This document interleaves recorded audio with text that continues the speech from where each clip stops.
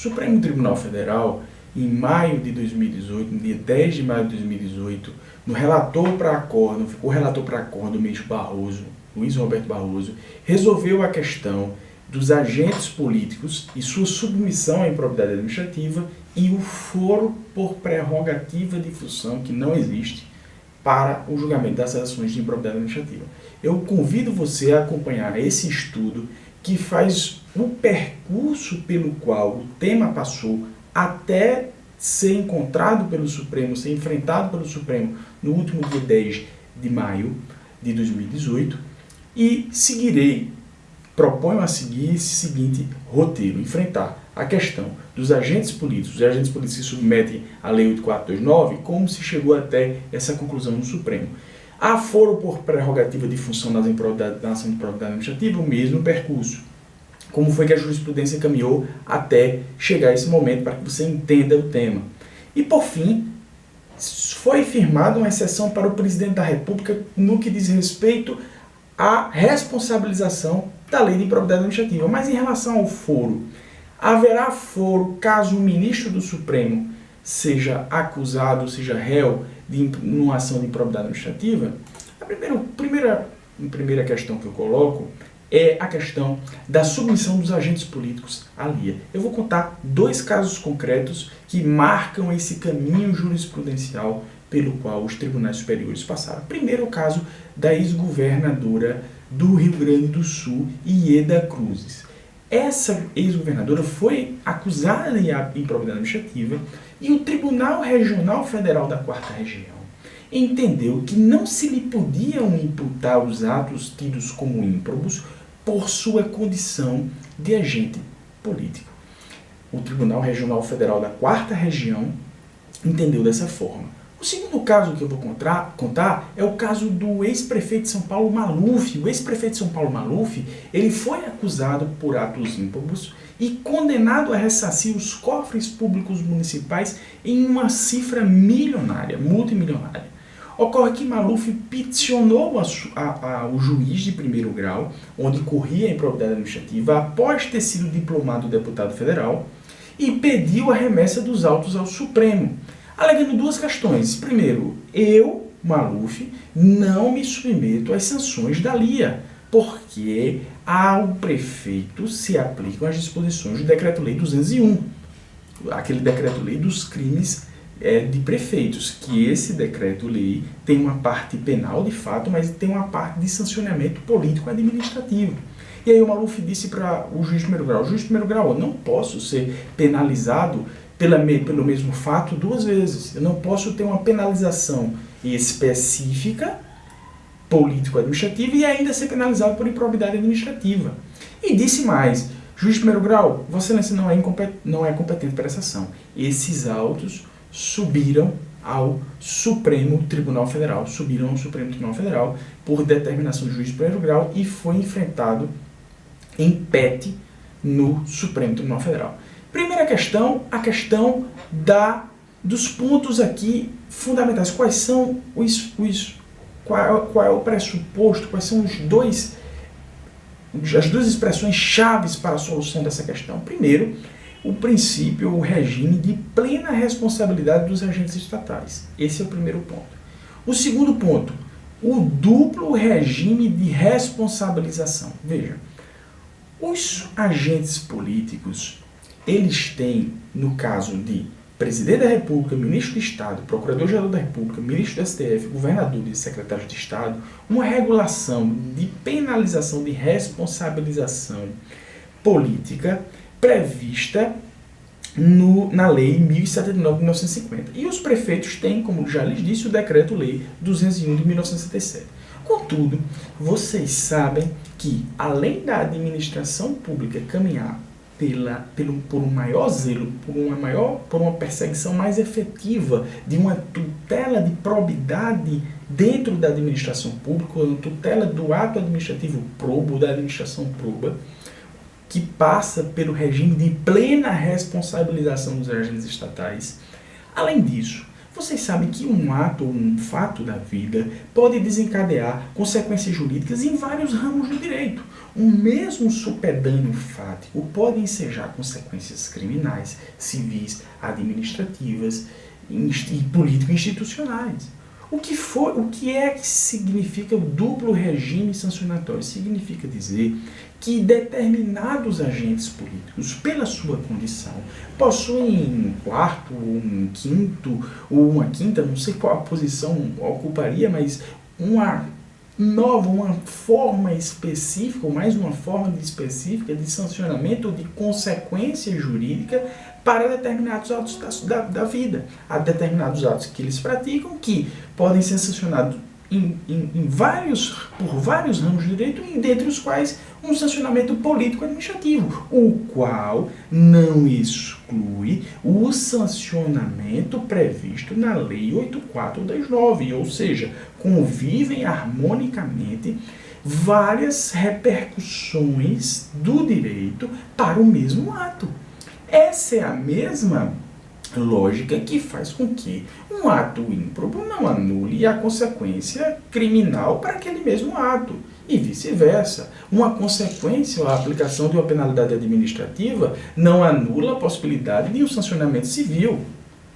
Do mesmo modo, o sancionamento político-administrativo não anula, não é capaz de anular ou suprimir ou abarcar o sancionamento previsto na lei própria 8.429, na lei de improbidade administrativa. Então, o que decidiram as cortes superiores? No caso que lhes contei da ex-governadora do Rio Grande do Sul, emblematicamente, o Superior Tribunal de Justiça reformou o entendimento do TRF da 4ª Região, e eu coloco o acórdão aqui porque esse acórdão é muito importante, uma vez que desse acórdão foi interposto recurso extraordinário, como no STJ o agente político perdeu, de modo que a conclusão do STJ foi desfavorável em relação ao que tinha decidido o TRF4, surgiu o interesse recursal para que ela interpusesse recurso extraordinário ao Supremo, e esse recurso foi recebido e distribuído para o ministro Celso de Mello, e no informativo 853 de 2017 há uma lapidar decisão monocrática do ministro Celso de Mello, que eu recomendo a leitura a todos, nesse caso da ex-governadora do Rio Grande do Sul, ratificando a sua responsabilização por ato de improbidade administrativa, e o ministro Celso de Mello faz um panorama doutrinário e jurisprudencial do tema, não tão longo, que merece realmente a leitura. Então eu estou trazendo o caso da ex-governadora porque ele passou pela análise do STJ e do STF. No STJ, eu coloco aqui, eu não vou ler, mas sugiro que você dê um pause no vídeo e leia a conclusão que está em azul. Esse caso, insisto, foi objeto de recurso extraordinário e a decisão do STJ foi confirmada pelo ministro Celso de Mello em uma lapidar decisão monocrática divulgada em fevereiro de 2017 no informativo 853 do Supremo. O caso Maluf foi julgado pelo ministro Joaquim Barbosa, e eu trago o caso Maluf porque o ministro Joaquim Barbosa em 2007 já tinha submetido ao plenário, já tinha sido concluído nesse sentido, que os agentes políticos se submetem ao sancionamento por atos de improbidade administrativa que eventualmente venham a praticar. E o Supremo Tribunal Federal não só fez isso, mas mandou voltarem os autos para o juiz de primeiro grau lá de São Paulo, para que fosse julgado pelo primeiro grau.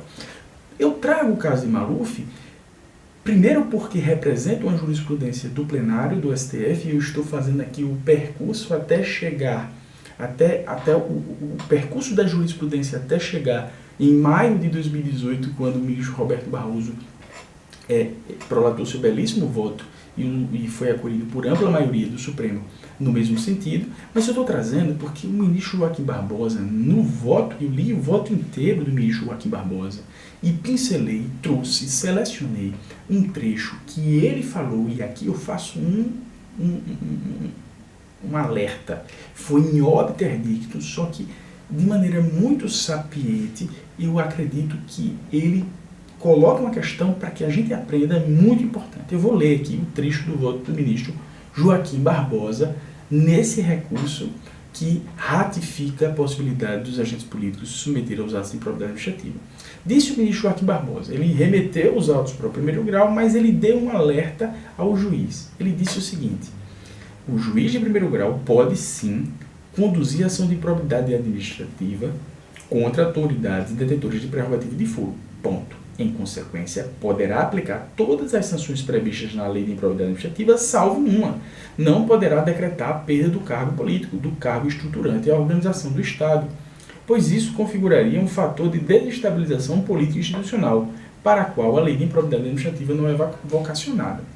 Veja, eu faço novamente o alerta que o ministro Joaquim Barbosa está falando isso em obter dictum. Essa questão, perdão da redundância, não foi enfrentada de frente, não era o objeto principal da questão ali tratada.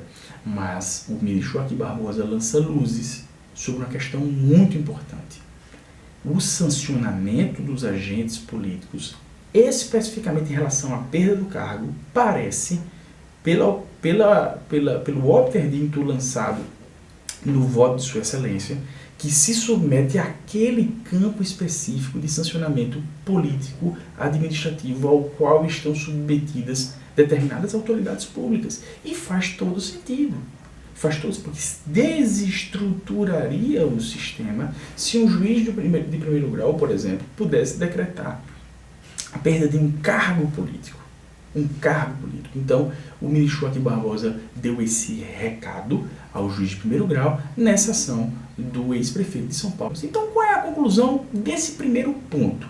Os agentes políticos se submetem, sim, à lei de improbidade administrativa. O ministro Luiz Roberto Barroso reafirmou essa questão no seu voto. O voto dele foi acolhido por amplíssima maioria no Supremo Tribunal Federal, vencido apenas o ministro relator, o saudoso ministro Teori Zavascki, com exceção, frise-se, está frisado em amarelo aqui, do presidente da República, por força de disposição constitucional específica e expressa.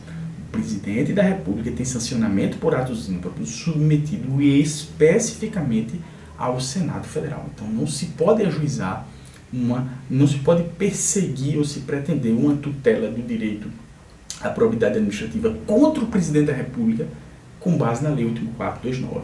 Não pode haver a tentativa de responsabilização do presidente da República somente o presidente da República. Foi a exceção expressamente contida na primeira parte da conclusão do voto do ministro Roberto Barroso, que passou agora dia 10 de maio de 2018. Firmado esse ponto, vamos para o próximo. Beleza, os agentes políticos estão submetidos à lei de improbidade administrativa. Mas quem o julga? Inicialmente, eu vou também apresentar dois casos concretos que foram julgados pelo Supremo Tribunal Federal e depois eu vou falar da questão dos ministros do Supremo e falar do caso concreto lá do ministro Gilmar Mendes. Primeiro, desembargador do Tribunal de Justiça de Roraima, primeiro caso, quando ele estava como desembargador do TRE, quando ele estava lá no TRE, no caso como presidente do TRE, ele passou a exigir dos comissionados que ele mesmo nomeou parte da remuneração destes para si, que era recebida por ele mesmo em dinheiro ou por pessoas interpostas. E aí surgiu a questão: esse ato ímprobo praticado por um desembargador é julgado por quem? A questão foi para o STJ. Por quê? Porque era um desembargador. E aí surgiu a questão: a repercussão, a transladação, a aplicação meio que por analogia do rol de foro por prerrogativa para as ações penais para os casos de improbidade administrativa, ou seja, aquele rol que disciplina quem julga crime contra quem, praticado por quem, no caso dos desembargadores do TJ, do STJ, a repercussão dessa norma para a aplicação das leis de improbidade, as ações de improbidade administrativa. Essa era a questão que estava posta. O segundo caso é o caso do ex-ministro Eliseu Padilha. O ex-ministro Eliseu Padilha, ministro de Estado do Executivo, foi ministro dos Transportes do governo Fernando Henrique Cardoso, muito tempo atrás. E o ministro Carlos Aires Brito tinha remetido uma ação contra ele para o primeiro grau. Pois bem, essa questão do ministro Eliseu Padilha voltou à tona e foi o caso julgado pelo Supremo em maio de 2018. Nesse caso também, o ministro Eliseu Padilha invocava a repercussão da norma penal que lhe assegura foro no Supremo, a norma penal não, a norma constitucional que lhe assegura nas ações penais o foro perante o Supremo. Ele pedia a aplicação da mesma norma para os atos de improbidade administrativa. Inicialmente, nessa questão, tanto o Supremo Tribunal Federal como o STJ têm entendimentos pela aplicação do foro por prerrogativa para as ações de improbidade administrativa. Houve entendimentos na década passada, nesse sentido, em 2008 e no STJ de 2010. Veja, entenderam as cortes que seria incompatível com a estrutura orgânica e as funções desempenhadas por determinados agentes políticos a possibilidade de sancionamento por um juiz de primeiro grau. O STJ já deu uma guinada nessa jurisprudência. Em 2013, a Corte Especial, relator ministro Aripa Gendler, alterou essa jurisprudência. E a partir de 2013, o Superior Tribunal de Justiça passou a julgar no sentido de que as ações de improbidade administrativa, inclusive, frise-se, contra magistrados, sejam eles desembargadores, sejam eles juízes, devem ser julgadas pelo primeiro grau. O STJ não acatou a tese de incompatibilidade de um juiz de primeiro grau, hipoteticamente, hierarquicamente, isso é controvertido, mas hierarquicamente inferior, numa posição hierárquica inferior a um desembargador. Um juiz de primeiro grau, na ótica do STJ, na nova ótica do STJ, tem competência para julgar atos improprios em tese praticados por desembargadores. E essa foi a conclusão adotada pelo STJ para o desembargador de Roraima que lhes falei. Portanto, o primeiro caso, esse caso do desembargador do Tribunal de Justiça de Roraima, o Superior Tribunal de Justiça, através da sua Corte Especial, não entendeu haver incompatibilidade entre o fato de um juiz de primeiro grau julgar um desembargador. Esse entendimento, inclusive, foi reproduzido em 2017 num caso envolvendo um juiz de primeiro grau do Tribunal de Justiça do Estado de São Paulo pela primeira turma do STJ, que eu recomendo a leitura desse item verde que está aqui nessa ementa desse precedente do final de 2017, que reproduz a mesma lógica já assentada pelo STJ na Corte Especial.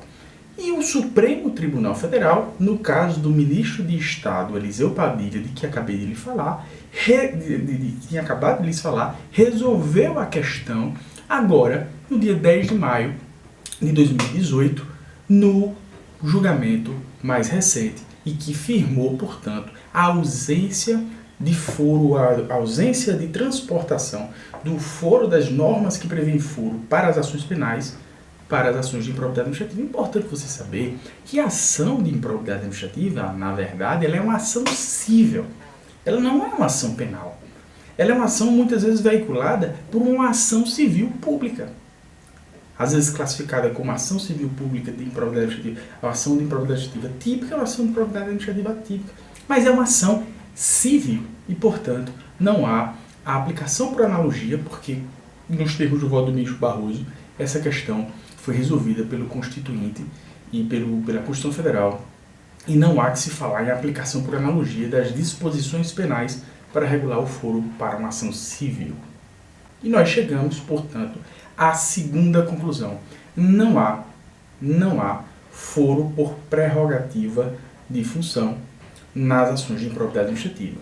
Agora, a questão que se coloca, e os ministros do Supremo? Por que se coloca a questão dos ministros do Supremo? Porque na PET 3211, precedente específico do qual eu já falei linhas atrás, envolvendo uma ação de improbidade em que eram réus o ministro Gilmar Mendes e outras pessoas, haviam corréus, o Supremo Tribunal Federal se defrontou com o tema. O ministro do Supremo pode ser julgado por improbidade, seus atos ímprobos podem ser julgados no primeiro grau jurisdicional. Essa ação, esse precedente, ele tem algumas nuances e alguns contextos dos quais eu gostaria de falar. Primeiro, O ministro relator, embora vencido, ele mencionou o precedente na reclamação 2138, que marcava o entendimento anterior do Supremo, que havia foro nas ações de improbidade administrativa.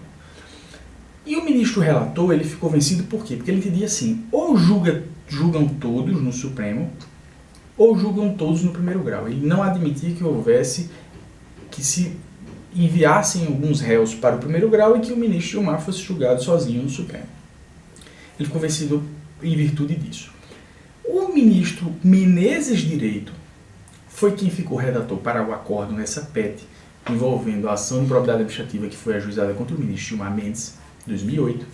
E o ministro Menezes Direito, ele também menciona a reclamação 2138, que foi superada. Mas não é só isso. Cinco ministros que compunham a corte e que votaram no sentido de julgar a ação de improbidade contra o ministro Gilmar Mendes no Supremo, não mais compõem a corte. São eles: Ellen Grace, o próprio Menezes Direito, que ficou relator para acórdão, César Peluso, Carlos Aires Brito e Eros Roberto Grau. Essa é uma outra questão importante. E um outro ponto peculiar desse precedente é que a ministra Carmen Lúcia, quando foi ressalvar seu ponto de vista quanto à competência, embora tenha acompanhado, ela acompanhou porque o próprio Ministério Público, na hipótese, tinha manifestado a opinião na condição de custo legis, no sentido da improcedência da demanda em relação ao ministro Gilmar. Veja o que a ministra Carmen Lúcia diz no voto dela.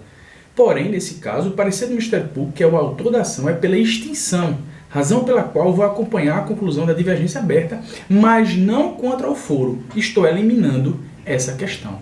E no extrato de ata, 3 ministros que hoje compõem a corte, Carmen Lúcia, Lewandowski e Celso de Mello, ressalvaram seu ponto de vista quanto à competência do Supremo. Então você tem um precedente cuja maioria se formou por ministros que não compõem mais a corte, 5 ministros que não compõem mais a corte, e 3 dos ministros que, embora tenham formado essa maioria nessa PET do ministro Gilmar, fizeram ressalva de ponto de vista em relação à competência. A ministra Carmen Lúcia, inclusive, falou que estava diante de uma situação muito peculiar. O próprio autor da ação estava pela extinção da ação. Então veja que aparenta ser um precedente muito peculiar. Esses 5 ministros deram lugar a ministros com uma posição extremamente diversa. Por exemplo, o ministro Luiz Roberto Barroso e o ministro Edson Fachin, que tem uma posição mais, digamos assim, nesse sentido do foro ser para o foro por prerrogativa ser uma exceção. Tanto que nas ações penais, diversas autoridades estão tendo suas ações penais remetidas para o primeiro grau. Hoje o foro, a leitura prospectiva que deve ser ter do foro, é de uma norma excepcionalíssima. Então o que é que eu tenho para dizer para vocês em relação aos ministros do Supremo? Primeiro, o precedente, ele é, como lhes disse, bem específico. E o Supremo Tribunal Federal, agora em maio de 2018, embora tenha ressalvado a posição em relação ao presidente da República quanto à responsabilização, não o fez quando poderia ter feito, porque, por óbvio, o presidente da República não era parte naquela demanda. Ele poderia ter ressalvado também em relação aos ministros do Supremo, mas assim não fez. Então, acho que é preciso ter muita cautela em relação a essa questão dos ministros do Supremo. Salvo melhor juízo, pessoalmente, eu entendo que a resposta genérica de que não há foro prerrogativo de função para nenhuma autoridade é a mais segura, mas eu faço essa ressalva porque não se pode ignorar o precedente que existe em 2008, embora ele seja tomado de várias peculiaridades que o fazem parecer ser um precedente específico para aquela situação desgarrado. Portanto, essa questão do Supremo foi um precedente muito peculiar. O Supremo, posteriormente, poderia ter ressalvado, assim como fez em relação à responsabilização do presidente da República, poderia ter ressalvado em relação ao foro, os ministros do Supremo não fez. Nós temos ministros com um pensamento notadamente diferente agora, em relação àqueles 5 que existiam 10 anos atrás, e eu penso que a resposta mais segura é a genérica. Não há foro por prerrogativa para nenhuma autoridade. Claro, tem aquela contribuição obter dictum do ministro Joaquim Barbosa, a questão da perda do cargo, isso é importante de se ter em mente para casos futuros. Mas, por enquanto, eu entendo que a resposta mais adequada seria, de maneira genérica, que não há foro para ninguém, inclusive para o ministro Supremo. Mas você vai encontrar entendimentos contrários. O importante é que eu estou oferecendo para você os contextos para que você esteja ciente, especialmente para provas subjetivas. Essa foi a construção que eu quis fazer, as dicas que eu quis dar, dos votos que li e das análises dos julgamentos de maneira mais detida que fiz. Espero que você tenha gostado e eu vejo você até o próximo vídeo. Muito obrigado pela atenção.